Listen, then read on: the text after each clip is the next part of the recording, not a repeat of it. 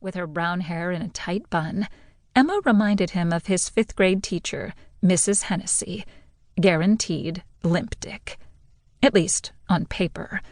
Emma Strickland was the perfect antithesis to the woman he was usually attracted to, the woman he'd almost married 6 months ago before she screwed him over. The reality? Not so clear-cut. There was something about her that he couldn't put a finger on. She never failed to do her job professionally and without complaint, but occasionally he'd catch an insolent lift at the corner of her mouth. In a blink, it would disappear. But the challenge to delve further had been thrown down. Specifically, to delve into whatever she was hiding under that unfashionably long skirt. Stellar thighs, he suspected. Brody was an evidence guy, so he had no good reason to believe this. Didn't stop him from spending unreasonable amounts of time trying not to think of whatever assets Emma was rocking under that skirt and wad of fabric she called a blouse. And, as soon as he hit the shower, there was nothing for it but to succumb to his fantasy of ripping that blouse off and exposing— what would she have on underneath? Knowing his luck, another damn blouse. But think of the pleasure he'd have finding out.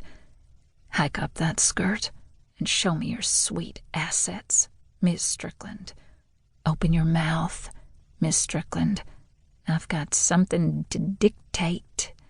And the always classic, over the desk now, Miss Strickland. Merely thinking of the things he'd like to whisper in his assistant's ear shot a bolt of desire through him so powerful he had to shake his head to get back to reality. The reality that said devoting even 1% of his brain to those thoughts was 1,000,000% wrong. You think she's got some sexy unmentionables under that boxy suit of hers? Flynn asked, like some kind of mind reader. His casual curiosity, though harmless locker room talk, pushed Brody's recently hair-trigger fuse. I think you need to focus less on Miss Strickland's panties. My fucking job, dude. And more on North Shore development. While Brody thought about his own inability to close the deal with the Union Jack Consortium, he was in delicate negotiations with Nigel Smythe Osborne regarding the luxury hotels he wanted to build stateside. The limey shit was dangling the prospect of a partnership with Score Property, only to yank the carrot as soon as Brody came within nibbling distance. The similarities between his stutter-stepping sex life and his failure to wrap up his latest business venture in a pretty red bow were a tad too close for comfort. He grabbed the ball, making sure he shoulder-shoved Flynn with more violence than strictly necessary on his way to the hoop. Shot released. Score.